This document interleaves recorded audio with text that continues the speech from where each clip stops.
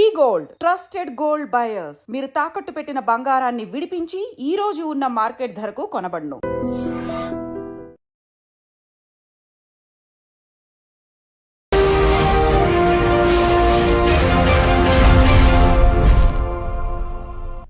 నమస్తే, welcome to I dream social spotlight with Kavitha. America అధ్యక్షుడు అయిన ట్రంప్ వచ్చిన తర్వాత భారతీయ విద్యార్థులకి కష్టాలు పెరిగాయా? రోజుకొక ఆంక్షతో వాళ్ళు తిరిగి రాక తప్పని పరిస్థితి ఏర్పడిందా?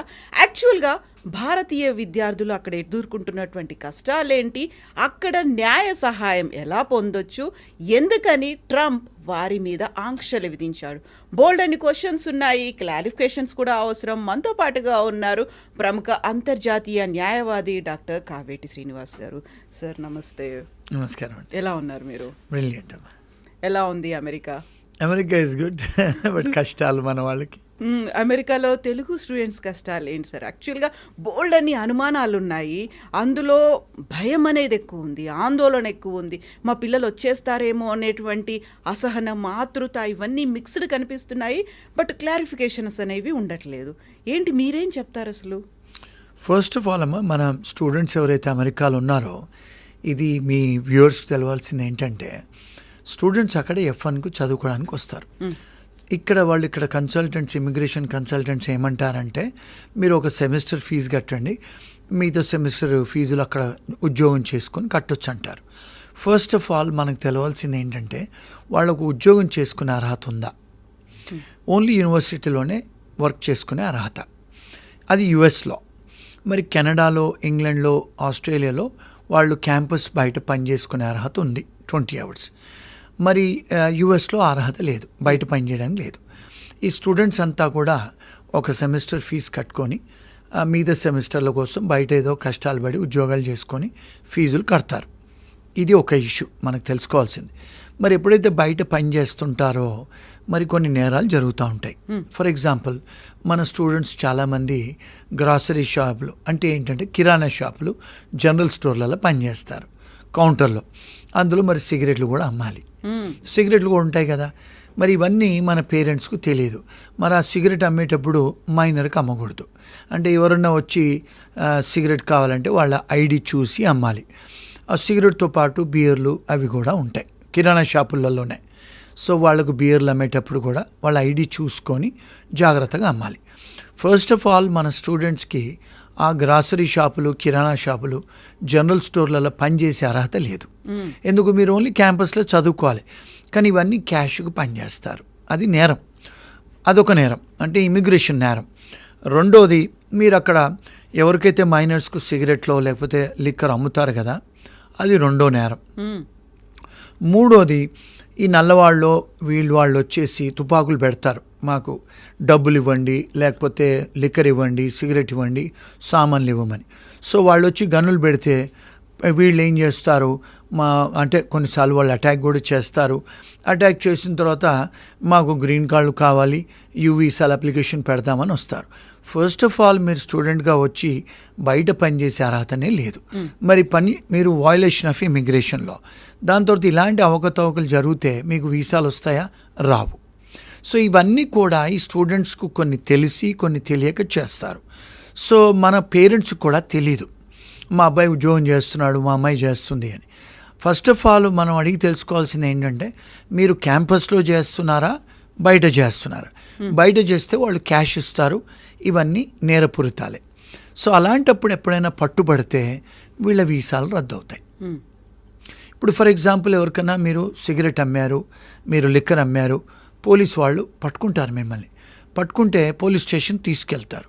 తీసుకెళ్ళినప్పుడు మిమ్మల్ని ఫోటో తీసుకుంటారు, మీ ఫింగర్ ప్రింట్స్ తీసుకుంటారు.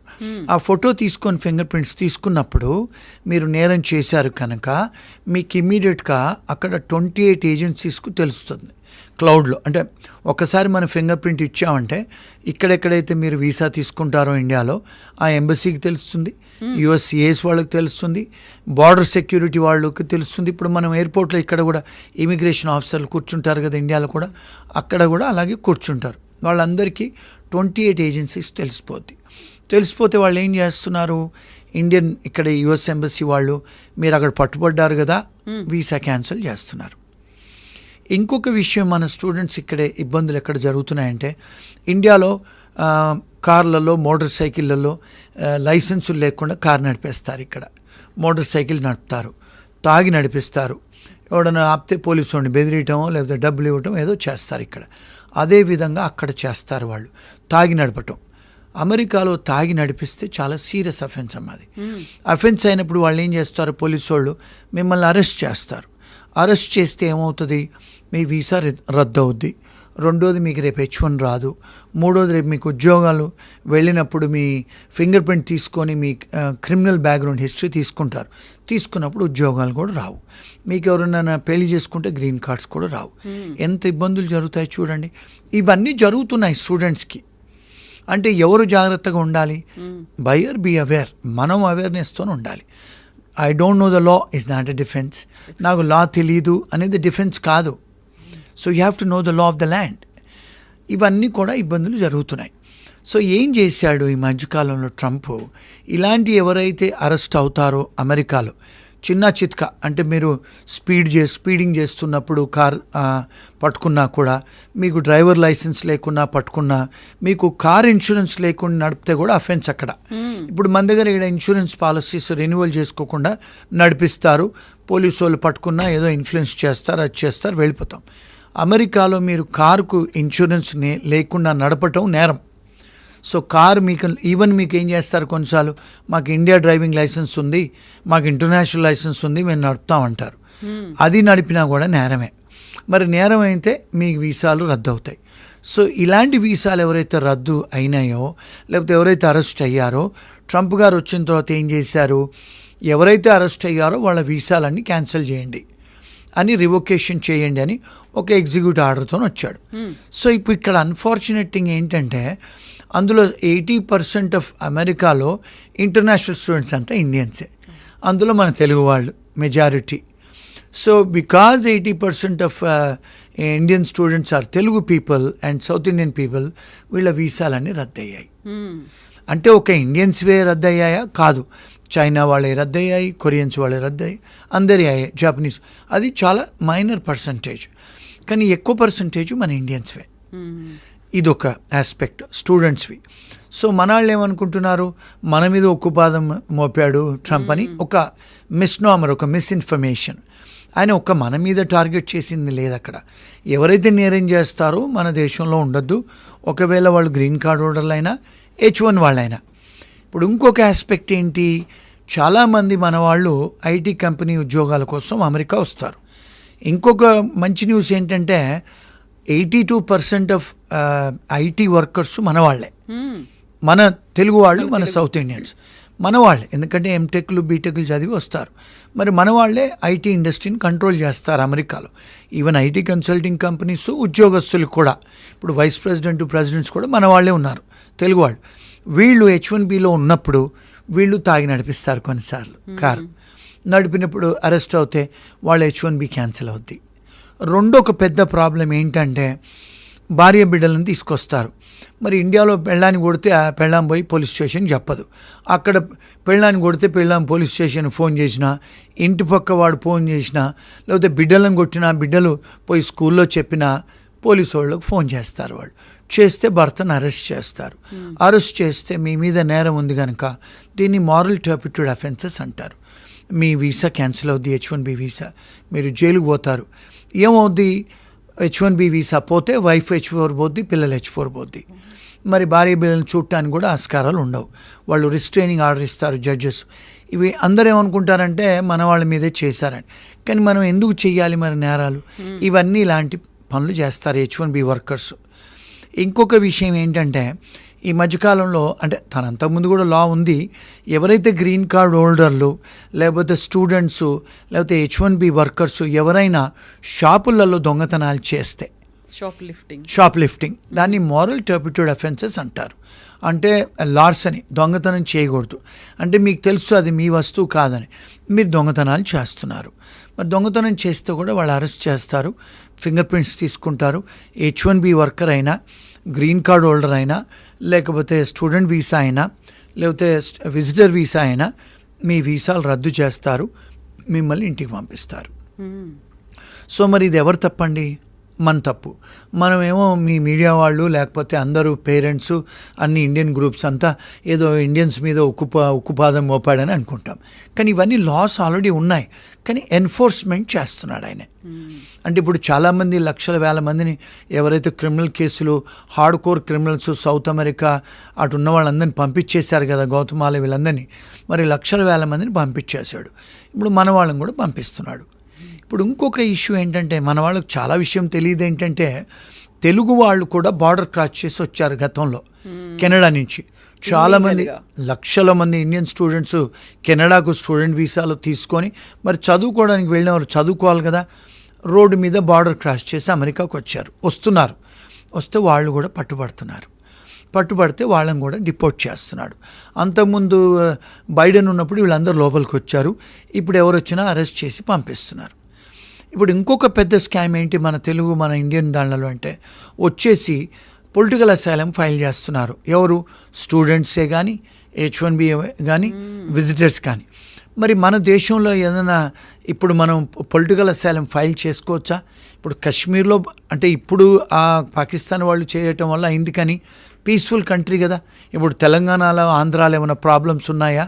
మరి అంతకుముందు అంటే పంజాబ్లో ఉండే ప్రాబ్లమ్స్ ఉండేవి, కొన్ని స్టేట్స్లలో ప్రాబ్లమ్స్ ఉన్నాయి, వాళ్లకు ఇక్కడ పొలిటికల్ ప్రాబ్లమ్స్ ఉన్నాయి కనుక అప్లికేషన్ పెట్టారు. మరి ఇండియాలో ఇప్పుడు ప్రాబ్లమ్స్ ఏం లేవు కదా. అంటే మన దగ్గర అంటే సివిల్ రైట్స్ వయలేషన్స్ లేవు. ఇప్పుడు కొన్ని ఆర్గనైజేషన్స్ ఫర్ ఎగ్జాంపుల్ తమిళ్ వాళ్ళు ఉన్నారు శ్రీలంకలో.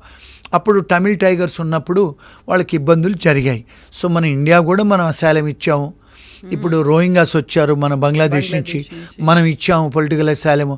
అట్లా కొన్ని కంట్రీస్ డిస్టర్బ్ కంట్రీస్ ఉన్నాయి. ఇప్పుడు ఫర్ ఎగ్జాంపుల్ ప్యాలెస్తైన్ వాళ్ళు ఉన్నారు, ఇజ్రాయెల్ వారు ఉన్నారు, యుక్రెయిన్ వాళ్ళు ఉన్నారు. కొన్ని దేశాలలో యుద్ధాలు జరుగుతున్నాయి, అక్కడ వాళ్ళు ఏమైనా పొలిటికల్ అసైలం పెట్టుకుంటే ఓకే ఇచ్చారు. గతంలో ఇండియా నుంచి కూడా వచ్చిన ఇప్పుడు సేమ్ సెక్స్ వర్కర్స్ వాళ్ళకు కూడా మేము ఇప్పించాం అమెరికాలో. ఇప్పుడు అది కూడా లీగలైజ్ అయింది కదా ఇండియాలో. మరి ఇక్కడ మన తెలుగు వాళ్ళు స్టూడెంట్సే కానీ, H1B వాళ్ళే కానీ విజిటర్స్ వచ్చి బార్డర్ క్రాస్ చేసి వచ్చి పొలిటికల్ అసైలం అప్లికేషన్ పెడుతున్నారు. మరి అది ఫేక్ కదండి. ఇలాంటివన్నీ చేస్తారు, వాళ్ళని అరెస్ట్ చేసి డిపోర్ట్ చేస్తే మన మీద ఉక్కుపాదం అంటారు. ఇవంతా మిస్ఇన్ఫర్మేషన్ అండి. ఇవన్నీ లాఫుల్గా ఇంతకుముందు కూడా ఉండేది అమెరికాలో, కాకపోతే ఎన్ఫోర్స్మెంట్ జరుగుతుంది ఇప్పుడు. సో ఈ స్టూడెంట్స్ అందరినీ ఈ మధ్యకాలంలో ఒక 4-5 వేల స్టూడెంట్స్ వీసాలన్నీ రద్దయ్యాయి. రద్దయితే ఏమైంది, వీళ్ళందరూ ఏం చేశారు, యూనివర్సిటీ వాళ్ళందరూ అంటే కలిసి ఏం చేశారు, ట్రంప్ గారి మీద అడ్మినిస్ట్రేషన్ మీద కేసు వేశారు. వేస్తే ప్రొఫెసర్లు కూడా యుఎస్లో అమెరికన్ ప్రొఫెసర్స్ అసోసియేషన్ అంతా కూడా కేసులు వేశారు. కేసులు ఏమైనా వేశారు, మీరు ఒక నోటీస్ హియరింగ్ ఇవ్వలేదు స్టూడెంట్స్కి, మీరు యూనిలాటరలీ అంటే మీ ఇష్టానుసారంగా ఆర్బిటరల్లీ కెప్రేషియస్లీ మీరు నోటీసును హియరింగ్ ఇవ్వలేదు. అంటే procedural due process, substantive due process అని అమెరికన్ కాన్స్టిట్యూషన్లో అంటారు. ఇండియాలో మనకు సింపుల్గా అర్థం చేసుకోవాలంటే ప్రిన్సిపల్స్ ఆఫ్ న్యాచురల్ జస్టిస్. మనకు నోటీస్ ఇవ్వాలి కదండి, మీరు మీ వీసా రద్దు చేస్తామని. ఏమీ చేయకుండా ఒక రాత్రి పొద్దున వచ్చే వరకు అందరి వీసాలు రద్దు చేశాడు. ప్రొసీజర్స్ ఫాలో కాకుండా చేస్తే వీళ్ళు స్టూడెంట్స్ కూడా ఫైల్ చేశారు, ప్రొఫెసర్లు ఫైల్ చేశారు, యూనివర్సిటీ వాళ్ళు ఫైల్ చేశారు. ఎందుకంటే మెజారిటీ ఆఫ్ స్టూడెంట్స్ అంతా కూడా ఇంటర్నేషనల్ స్టూడెంట్స్ ఇండియా నుంచి వచ్చిన వాళ్ళే ఉన్నారు. సో మరి వ్యాపారం తగ్గిపోద్ది కదా యూనివర్సిటీస్కి. అందుకని వాళ్ళు కేసులు వేస్తే అందరూ హైకోర్టు సుప్రీంకోర్టు జడ్జెస్, అంటే ఇక్కడ ఇండియాలో హైకోర్టు సుప్రీంకోర్టు అంటారు, అక్కడ అమెరికాలో హైకోర్టు సుప్రీంకోర్టు అనరు, ఫెడరల్ కోర్ట్స్ అంటారు అక్కడ. అంటే మన ఇండియాలో కూడా ఇంగ్లీష్ వాళ్ళు ఉన్నప్పుడు హైకోర్టు సుప్రీంకోర్టుని ఫెడరల్ సిస్టమ్ అనేవాళ్ళు. ఆ ఫెడరల్ జడ్జెస్ ఇంజంక్షన్స్ ఇచ్చారు, మీరు ఇలా చేయడానికి వీల్లేదు అని ఇంజంక్షన్స్ ఇస్తే మళ్ళీ మీరు వీసాలు తిరిగి ఇచ్చేయాలని చెప్పి ఆర్డర్స్ ఇస్తే మళ్ళీ చాలామందికి ఇప్పుడు ఏం చేశారు, ఓవర్ నైట్ ట్రంప్ గారు అందరికి వీసాలు ఇచ్చేయండి అన్నాడు. మళ్ళీ ఎవరైతే వీసాలు పోయినాయో మళ్ళీ ఓవర్ నైట్ అందరికి వీసాలు వచ్చేసాయి. సో ఈ మధ్యకాలంలో ఏమైంది, ఈ 15 రోజులు 1 monthలో కొంతమంది భయపడి వెనక్కి వచ్చేసారు, ఇండియాకు వచ్చారు. మరి ఇండియాకు వచ్చారు, మళ్ళీ వాళ్ళ వీసాలు వచ్చాయి. మరి వాడి పరిస్థితి ఏంటి, అది పెద్ద డిబేట్ ఇప్పుడు. మరి మళ్ళీ వెనక్కి రావచ్చా? Answer is yes. మళ్ళీ వాళ్ళు ఎంబసీకి వెళ్ళి మళ్ళా వీసాలు తీసుకొని వెనక్కి రావచ్చు, ఎందుకంటే మరి వాళ్ళ వీసా వచ్చేసింది కదా. అదొకటి. రెండోది ఏంటంటే, ఎవరికైతే ఈ మధ్యకాలంలో చాలామంది ఏమవుతున్నాయంటండి, స్టూడెంట్లు, ఇది మన పేరెంట్స్ తెలుసుకోవాల్సిన విషయం. వాళ్ళ పేరెంట్స్ కూడా చెప్పరు. ఈ స్టూడెంట్స్ ఆడపిల్లలు మగపిల్లలు 2 ఇష్యూస్ ఉన్నాయి ఇక్కడ. ఒకటేమో క్లిప్టోమీనియా, కొంతమంది దొంగతనం చేయటం ఒక సైకలాజికల్ డిజార్డర్. రెండోది ఏంటి, ఈ స్టూడెంట్స్ సీనియర్ అమ్మాయిలతోని సీనియర్ స్టూడెంట్స్తో పోతారు, ఈ జూనియర్ అమ్మాయిలు జూనియర్ అబ్బాయిలు వెనకాల పోతారు. అంటే మన దగ్గర ఎట్లయితే ర్యాగింగ్ భయానికో సీనియర్స్ అని వెళ్తారు, వీళ్ళందరూ గ్యాంగులు పోతారు. ఈ అంటే షాపులలో పోయి వాడు ఎవడో సీనియర్ చెప్తాడు ఈ సంచి పట్టుకుంటే పట్టుకొని బయటకు వస్తారు. దొంగతనం చేసింది వాడితో పాటు ఉన్న జూనియర్ గాడు, వీళ్ళందరూ పట్టుబడతారు, జైలుకు పోతారు, ఆడపిల్లలైనా మగపిల్లలైనా. అలాంటి కేసులు మా ఫర్మ్స్ చాలా వస్తాయి. పట్టుబడితే ఏమవుతుంది, వాళ్ళ వీసాలు రద్దు అవుతాయి. అది మారల్ టర్పిట్యూడ్ అఫెన్సెస్, దొంగతనం చేస్తే. సో అలాంటివి జరిగినప్పుడు కూడా జాగ్రత్తగా ఉండాలి. కానీ ఇంకొకటి ఏంటంటే, వీళ్ళు అక్కడ డిఫెన్స్ కొంతమంది లీగల్ ఎయిడ్ లాయర్స్ని ఇస్తారు. మన స్టూడెంట్స్ ఏంటంటే పేరెంట్స్కు చెప్పుకోరు, ఇలాంటి పట్టుబడితే ఓ రోజు రాత్రి జైల్లో ఉంటారు, పేరెంట్స్కి పోతే సిగ్గుపోతుంది, ఫ్రెండ్స్కి చెప్పుకోలేరు. అక్కడ ఎవరైతే ఫ్రీ లాయర్స్ని ఇస్తారో పెట్టుకుంటారు. ఆ లాయర్స్ ఏమంటారు, మీరు ఏదో $100-200 దొంగతనం చేశారు కదా, జడ్జి ముందుకు వచ్చి ఒప్పుకోండి, మీకు ఫైన్ వేసేస్తారంటారు. అలాంటి చేయకూడదు. అంటే మీరేంది, కన్విక్షన్ అయిపోతుంది, అంటే రికార్డ్స్లో ఉండిపోతే మీకు వీసా క్యాన్సిల్ అవుద్ది, మీకు రేపు H1 రాదు, ఉద్యోగం రాదు, గ్రీన్ కార్డ్ రాదు. ఒకవేళ ఇండియాకి వచ్చినా కూడా మళ్ళీ వెనక్కి రావడానికి ఉండదు. సో ఇలాంటి చిన్న పనులు, పిచ్చి పనులు స్టూడెంట్సే కానీ H1B వాళ్ళు చేస్తూ ఉంటారు. అంటే పెనీ వాజ్ పౌండ్ ఫాలిష్. ఒక లాయర్ని పెట్టుకుంటే వాడు కొట్లాడతాడు. మా ఫర్మ్కి ఏ కేసులు వచ్చినా కూడా మొదటిసారి తప్పు చేస్తే ఆ దేశాలలో వాళ్ళు ఒక ఛాన్స్ ఇస్తారు. అంటే 1 year తర్వాత డిస్మిస్ చేస్తారు కేసుల్ని. అలాంటి విసులుబాటు ఉంది అమెరికాలో. కొన్నిసార్లు ప్రాసిక్యూటర్తోని మాట్లాడవచ్చు, వీళ్ళు ఇంటర్నేషనల్ స్టూడెంట్స్, H1B వర్కర్సు, వీళ్ళు గ్రీన్ కార్డ్ హోల్డర్లు, వీళ్ళకి కన్విక్షన్ అవుతే వీళ్ళ గ్రీన్ కార్డులు, వీళ్ళ H1లు, వీళ్ళ స్టూడెంట్ వీసాలు, విజిటర్ వీసాలు క్యాన్సిల్ అవుతాయి. సో దయచేసి మీరు డిస్మిస్ చేయండి, ఫస్ట్ టైం కేసులు కదా అని మనం ప్రాసిక్యూటర్తో వాళ్ళు మాట్లాడితే కేసులు ఫస్ట్ టైం అని చెప్పి డిస్మిస్ చేస్తారు. ఎక్స్క్యూజ్ ఉంటుంది ఫస్ట్ టైం. అంటే వాళ్ళంతా హార్ష్ పనిష్మెంట్స్ ఇవ్వరు. ఇవి అక్కడ లోకల్ లాయర్స్ని పెట్టుకొని మాట్లాడుకొని చేసుకోవాలి. అక్కడ ఏంటంటే క్రిమినల్ డిఫెన్స్ అటార్నీస్ని, ఇమిగ్రేషన్ లాయర్ని పెట్టుకొని చేసుకుంటే వాళ్లకు బెటర్. కానీ ఇవన్నీ స్టూడెంట్స్ ఇవన్నీ తెలియదు, H1 వాళ్ళకి తెలియదు, ఎవరికి చెప్పరు, రూమ్మేట్స్కి చెప్పరు, పేరెంట్స్కి చెప్పుకోరు, ఎవరితో మాట్లాడరు. వాళ్ళు డిసిషన్ తీసుకొని వాళ్ళ కాళ్ళ మీద వాళ్ళే గుడ్డలు పెట్టి కొట్టేసుకుంటారు. సో అవన్నీ అయిన తర్వాత మళ్ళీ మా దగ్గరికి కాంటాక్ట్ చేస్తారు. మీరు ఎందుకు ఒప్పుకున్నారు అంటే, కొన్నిసార్లు అక్కడ ఏంటంటే మన దగ్గర లేదండి, పనిష్మెంట్స్లలో retributive and deterrent and reformative effect అని ఉంటుంది. అంటే ఏంటి, మీరు ఒక తప్పు చేస్తే దానికి రిఫార్మ్ అవ్వాలి. వాళ్ళు ఏం చేస్తారు, అక్కడ మీరు కమ్యూనిటీ సర్వీస్ చేయమంటారు. కమ్యూనిటీ సర్వీస్ అంటే మన వాళ్ళు ఏమనుకుంటారంటే గార్డెన్, ఏదో పబ్లిక్ పార్కులు క్లీన్ చేయటం, బాత్రూమ్లు క్లీన్ చేయటం, రోడ్డు ఊడవటం అని అనుకుంటారు. కానీ అది కన్విక్షన్. అది అంటే మీరు రిఫార్మ్ అవుతారు. ఆ బాత్రూమ్లు కడిగేటప్పుడు, లేకపోతే పబ్లిక్ పార్కులు క్లీన్ చేసేటప్పుడు, అరే నేను తప్పు చేశానని మనం ఫీల్ అవుతాం కదా. అంటే you are reforming yourself, your saying what is that I have done అని. So that is also a punishment. కానీ ఈ లాయర్లు వీళ్ళకి చెప్పరు, వీళ్ళు కూడా రీసెర్చ్ చేయరు. ఏదో కమ్యూనిటీ సర్వీస్ అంట, $50 $100 కట్టేయడమే కదా, నాకు ఇక్కడ అయిపోతుందని. అలాంటి స్టూడెంట్స్ చేయకూడదు, ఎవరైనా చేయకూడదు. Until you become a citizen అయితేనే మిమ్మల్ని డిపోర్ట్ చేయరు. ఈవెన్ గ్రీన్ కార్డ్ వాళ్ళైనా కూడా డిపోర్ట్ చేస్తారు. ఇంకొక పెద్ద ప్రాబ్లం మన స్టూడెంట్స్ ఫేస్ అయ్యేది ఏంటంటే అండి, ఇవన్నీ వీళ్ళు చెప్పరు. ఇప్పుడు అక్కడ అంటే ప్రాస్టిట్యూషన్ కొన్ని స్టేట్స్లలో లీగలు, కొన్ని స్టేట్స్లలో ఇల్లీగలు. ఇప్పుడు కొన్ని స్టేట్స్లలో ఏదైతే ఇల్లీగల్ ఉంటుందో అక్కడ మీరు ప్రాస్టిట్యూషన్ అటెంప్ట్ చేసినా కూడా, ట్రై చేసినా కూడా జైలుకు పోతారు. ఇంకొకటి ఏంటంటే, వాళ్ళు అమెరికాలో ఏం చేస్తారంటే, ఎక్కడైతే ఇల్లీగల్ ఉంటుందో, ప్రాస్టిట్యూషన్ ఇల్లీగల్ ఉంటుందో, పోలీసు వాళ్ళు ఏం చేస్తారు, ఆన్లైన్లో కూర్చొని ప్రాస్టిట్యూట్స్ లాగా యాక్టింగ్ చేసి మన స్టూడెంట్స్ని, మన H1B వాళ్ళను, గ్రీన్ కార్డ్ వాళ్ళను వాళ్ళేస్తారు, ట్రాప్ చేస్తారు. సో వీళ్ళు కమ్యూనికేట్ చేస్తారు కదా, మీరేంటి, మీ పేరేంటి అదని వాళ్ళు ఆడపోలీసే కూర్చొని చేస్తారు. వాళ్ళు ఏం చేస్తారు, ఏదో హోటల్ రమ్మంటారు. అక్కడ హోటల్ రూమ్కి వెళ్ళిన తర్వాత 2 పోలీసు వాళ్ళు ఉంటారు. అక్కడ పోగానే అరెస్ట్ చేస్తారు. అది attempt to do prostitution is also an offence. నేను చేయలేదు కదా అనటం కాదు, you are attempting to do prostitution is also an offence. ఇవి కన్విక్షన్స్ అవుతాయి. ఎందుకంటే మీకు బియాండ్ రీజనబుల్ డౌట్ అక్కడ వాళ్ళు ప్రూవ్ చేయాల్సిన అవసరం లేదు. మీరు చాటింగ్ చేశారు, అక్కడికి వచ్చారు, కెమెరాలు కనపడుతున్నాయి, ఎవిడెన్సెస్ ఉన్నాయి. సో ఇలాంటివి కూడా కన్విక్షన్స్. మన వాళ్ళు ఏం చేస్తారు, మన పేరెంట్స్కో, ఫ్రెండ్స్కో, రూమ్మేట్స్కో, చుట్టాలకు చెప్తే సిగ్గుబోద్ది కదా, వాళ్ళు ఒప్పేసుకుంటే వాళ్ళ వీసాలు రద్దు అవుతాయి. ఇవి చిన్న చిన్న ఇష్యూస్ అని మనం అనుకుంటాం, నేను చేయలేదు కదా అని.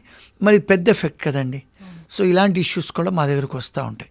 ఇంకొక లాస్ట్ ఇష్యూ, వీళ్ళు ఏం చేస్తారంటే స్టూడెంట్స్ కూర్చొని తాగుతారండి. అమ్మాయిలు కూడా ఈ మధ్య తాగుతున్నారు. తాగుకొని అపార్ట్మెంట్లో గొడవలు పెట్టుకుంటారు. ఇండియాలో కొట్టుకుంటారు కదా, అట్లా కొట్టుకుంటే ఇంటి పక్కోడో లేకపోతే ఎవరో అమ్మాయి ఫోన్ చేస్తే అందరూ అరెస్ట్ అవుతే అది కూడా సీరియస్ అఫెన్సే. కొట్టుకోవటం కూడా అఫెన్సే, తిట్టుకోవటం అఫెన్సే, తాగి గొడవ వస్తే పక్కింటోడు ఫోన్ చేసినా కూడా అదే అఫెన్సే. కొన్నిసార్లు అది కూడా చాలా నేరం అవుతుంది. వాళ్ళందరిని పట్టుకొని పోతారు, వీళ్ళ వీసాలు రద్దు అవుతాయి, ఉద్యోగాలు రావు. ఇంకా లాస్ట్ ఇష్యూ, మన వాళ్ళు ఏం చేస్తారు, అమ్మాయిలు అబ్బాయిలు అక్కడికి వచ్చిన తర్వాత లివ్ ఇన్ అరేంజ్మెంట్స్. మనం ఇక్కడ ఏదో అనుకుంటాం, మా అమ్మాయి ఆడ బాగా చదువుకుంటుంది, మా అబ్బాయి చాలా పతివ్రతలాగా ఉన్నాడని. వీళ్ళంతా లివ్ ఇన్ రిలేషన్షిప్స్లో ఉంటారు. అమ్మాయిలు అబ్బాయిలు తాగి గొడవలు కొట్టుకుంటే ఆ అమ్మాయి ఫోన్ చేసింది అనుకోండి, ఆ అబ్బాయి జైలుకి పోతాడు. జైలుకి పోయిన తర్వాత ఈ అమ్మాయి తర్వాత సెన్సస్కి వచ్చి కుర్రో అంటుంది. వాడు పోలీసు విడ్రా చేసుకోడు కేసు, వాడు అరెస్ట్ అయిపోయాడు, వాడి వీసా క్యాన్సిల్ అయిపోద్ది. ఎంత చిన్న విషయాలు ఎంత సీరియస్ అవుతాయి చూడండి. ఇవన్నీ వీళ్ళు తల్లిదండ్రులకు చెప్పుకోరు, ఫ్రెండ్స్ చెప్పుకోరు. ఇవన్నీ అయిన తర్వాత మాలాంటి ఎవరో తెలుగు లాయర్లకు ఫోన్ చేస్తే మేమేం చేయగలుగుతాం చెప్పండి. ఇప్పుడు చేతులు కాలిన తర్వాత ఆకులు పట్టుకోలేంగా. సో ఇవన్నీ కూడా మీ ప్రేక్షకులు, మీ ఫ్రెండ్స్, ఆడియన్స్ తెలుసుకోవాల్సిన విషయాలు ఇవన్నీ. ఇది ఇంత ఓపెన్గా ఏ లాయర్ వచ్చి చెప్పరండి. నేను ఇక్కడికి చాలా, ఎందుకంటే మాకు ఇండియాలో ఆఫీసులు ఉన్నాయి, ప్రాక్టీస్ చేస్తాము. ఆస్ట్రేలియాలో కూడా మా లా ఆఫీసులు ఉన్నాయి, యూకేలో కూడా మాకు అడ్వకేట్ ఆఫీసులు, యూఎస్లో, కెనడాలో ఉన్నాయి. కనుక మాకు అందరూ కూడా కాంటాక్ట్ చేస్తారు. తెలుగు వాళ్ళు మాట్లాడతాను, నేను చెప్తాను, ఇవన్నీ చేస్తూ ఉంటారు. ఇవన్నీ చాలా కష్టం కదండి. Once you are arrested and once your visa is terminated, మీకు ఉద్యోగాలు కూడా రావండి ముందు. ఎందుకంటే వాళ్ళు మీ బ్యాక్గ్రౌండ్ చెక్ చేస్తారు ఉద్యోగం ఇచ్చేటప్పుడు, అది అందులో వచ్చేస్తుంది. అది ఎప్పటి వరకు ఉంటుందో ఒక్కసారి మీ ఫింగర్ ప్రింట్ తీసుకుంటే 20 సంవత్సరాలు ఉంటుంది. మరి 20 సంవత్సరాల వరకు మీకు అది క్లియరెన్స్ చేసుకోవచ్చా? ఒక్కసారి ఫింగర్ ప్రింట్ క్లియరెన్స్ అవ్వదు. మీకు కెనడా కూడా వీసా రాదు, యూకేకి వీసా రాదు, ఆస్ట్రేలియా వీసా రాదు. ఎందుకు? వీళ్ళు ఏం చేశారంటే యూఎస్ఏ వాళ్ళు ఈ 5 దేశాలతోనూ ఒక అగ్రిమెంట్ చేసుకున్నారు. అంటే షేరింగ్ ఆఫ్ ఇన్ఫర్మేషన్. వీళ్ళందరూ ఆ ఇన్ఫర్మేషన్ షేర్ చేసుకున్నారు కనుక మీరు ఏ దేశాలకు పోయినా వాళ్ళకి తెలిసిపోద్ది. అంటే మనం ఏదో అమెరికాలో చేసి వచ్చాము, నేను కెనడాకి వెళ్తాను, యూకేకి వెళ్తాను, ఆస్ట్రేలియాకి వెళ్తాను, న్యూజిలాండ్కి వెళ్తానంటే మీకు రావు వీసాలు. సో జాగ్రత్త పడాలి. చిన్న తప్పుకు పెద్ద పనిష్మెంట్స్. ఇవన్నీ కూడా పేరెంట్స్ తెలుసుకోవాలి, వెళ్ళే స్టూడెంట్స్ తెలుసుకోవాలి, వెళ్ళిన స్టూడెంట్స్ తెలుసుకోవాలి, H1B వాళ్ళు తెలుసుకోవాలి, గ్రీన్ కార్డ్ వాళ్ళు కూడా తెలుసుకోవాలి. ఇవన్నీ మేము మాట్లాడాలి అంటే అమెరికాలో లాయర్లు ఫోన్ చేస్తే మేము 50,000 రూపాయలు తీసుకొని ఫోన్లో చెప్తాము ఇవన్నీ. సో ఇవన్నీ కూడా మీ మీ ఆఫీస్కి వచ్చి, ఐ డ్రీమ్స్కి వచ్చి మీ ప్రేక్షకులకు ఫ్రీగా చెప్తున్నాము. సో వీళ్ళందరూ కూడా చూడాలి ఇవన్నీ వైరల్ చేయండి, అందరూ షేర్ చేసుకోండి ఇన్ఫర్మేషను. ఇలాంటి ఇంకా చాలా ఇన్ఫర్మేషన్ ఇస్తాం. Thank you so much Srinivas గారు. యూజువల్గా ఏంటంటే మేము యూఎస్కి వెళ్ళాలి అనేటువంటి హడావిడి ఉంటుంది, ఆ తొందర ఉంటుంది, అక్కడ ఉన్నటువంటి కన్సల్టెంట్స్ ఏదో చెప్పారు, పేరెంట్స్ కూడా ఆనందపడుతున్నారు అనుకుంటాం. కానీ వెళ్ళిన తర్వాత చేసేవి మేజర్ క్రైమ్స్ కావది. చిన్న అఫెన్సెసే పర్లేదులే తప్పించుకుంటాం, ఏదో టికెట్ అడిగి వేశారు, ఫైన్ కట్టాము, వచ్చేసాము అనుకుంటాం. కానీ అది రిపర్కషన్స్ ఎలా ఉంటాయి, లైఫ్ లాంగ్ ఎఫెక్ట్ ఎలా చూపిస్తుంది అనేవి చిన్నవి, బట్ ఫోకస్ పెట్టాల్సినటువంటి అంశాలు, మర్చిపోకుండా అవేర్నెస్లో ఉంచుకోవాల్సినటువంటి అంశాలు. Thank you so much Srinivas గారు, ఇంత మంచి ఇన్ఫర్మేషన్ ఇచ్చినందుకు. Thank you.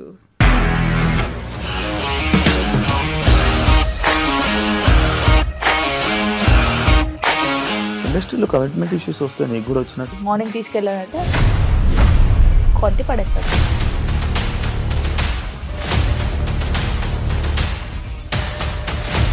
వాళ్ళు కూడా చూడలేదు ఈ సినిమా అని చెప్పడానికి కూడా చాలా ధైర్యం కావాలి. అది నిజం కదా, దాంట్లో ధైర్యం ఏంటి? ఇది నెక్స్ట్ డే ప్లేట్ మార్చేస్తే తప్పు కదా. As of now we are comfortable this అని నేను అనుకుంటున్నాను. రష్మిక గారిది మీది ఒకే ఊరంట కదా?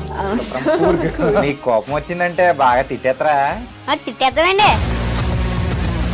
నిజంగా గేమ్ ని ఎలా చేంజ్ చేయగలిగారు? ఏపీఎస్ఎఫ్సి వాళ్ళకి 6 నెలల్లో నేను 6 లక్షలు కట్టా. బిజినెస్ చేయాలనుకుంటే it is as difficult as riding a tiger.